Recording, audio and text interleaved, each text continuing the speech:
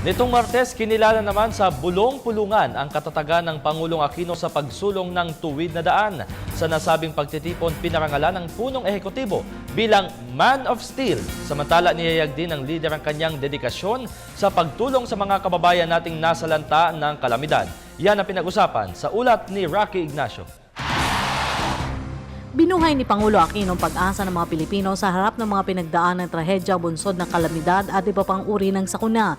Sa kanyang pagsasalita sa ika-27 taunang bulong-pulungang Christmas party at fundraising para sa Yolanda victims, sinabi ng Pangulo, pagkatapos ng unos may liwanag ng nakikita dahil sa pagkakaroon ng kasapatan ng pondo para sa rehabilitasyon ng mga apektadong lugar upang maibalik pamumuhay ang mga biktima. Mabigat itong taon na to, pero mabigat rin itong sunod-sunod na sakunang umabot sa atin, gawa ng kalikasan o gawa ng tao.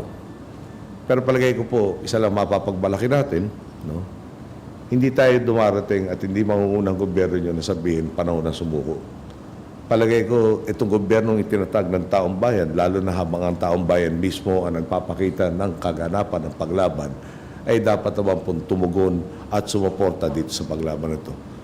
Napakarami pong apektado itong trahedyang to. Pero ngayon pa lang masasabi ko na sa inyo, tila may liwanag na kung paano natin ibabangon muli.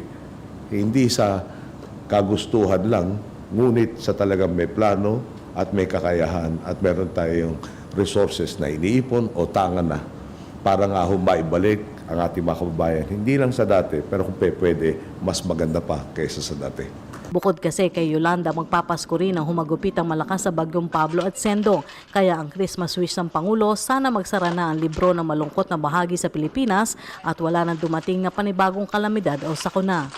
Sana natapos na yung libro ng problema natin itong taon na to. At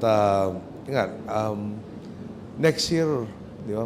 Parang especially the start of the new year, once there's so many opportunities, no? And I really hope that our people maintain the optimism and the can-do attitude that is already being nurtured at this point in time. Yes. So the wish really centers on hopefully there are no more challenges of this magnitude this year. Nauna na itinalaga ni Pangulong Aquino si dating Senador Pamphilo Lacson bilang rehabilitation czar. Tiwala kasi ang Pangulo sa kakayahan ni Lacson na maipatupad ng epektibo at mabilis ang reconstruction sa pinsala ni Super Typhoon Yolanda. Now, having Ping Lacson at the center, wherein he's a no-nonsense guy, focused solely on Yolanda's rehabilitation, will undoubtedly achieve the targets sooner. And that is, I guess, the primary reason why we looked at the unique capabilities of Mr. Lacson, Senator Lacson, to be able to deliver.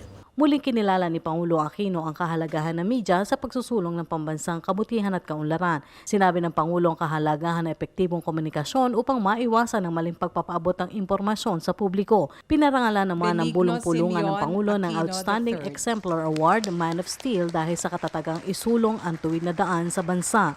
Tumanggap rin ang pagkilala sina Justice Secretary Laila De Lima, DOST Secretary Mario Montejo, Ombudsman Conchita Carpio Morales, COA Chief Grace Pulido Tan at BIR Chief Kim Hinares na Exemplar Award for Courage and Integrity. Our massive growth, and that's why we are striving. Now, number one, we don't subscribe to the trickle-down theory. We are trying to find all interventions where people can participate in the economic growth of our country. Samantala, may 940 days na lamang ang Pangulo sa termino, pero bago ito magwakas, naisaan niya ng Pangulo na makita ng pananatiling pagiging positibo ng mga Pilipino. Yung hopefully NLEX and SLEX connector will also be up and running by that time in the TPLEX. Now, more importantly, the airports will be substantially finished. Airports plural, Panglao, Mactan, and so many others, yung at least the start of the light rail systems. But these are important by and of themselves. But I think more importantly is I really want an expression to see, the expression, the faces of our people, the can-do attitude, that nothing is beyond our grasp and our reach. And that is what I'm hoping to see, hopefully, not just the day before I leave, but more importantly, after I leave, that it continues and becomes stronger. Para sa Telebisyon ng Bayan, Rocky Ignacio.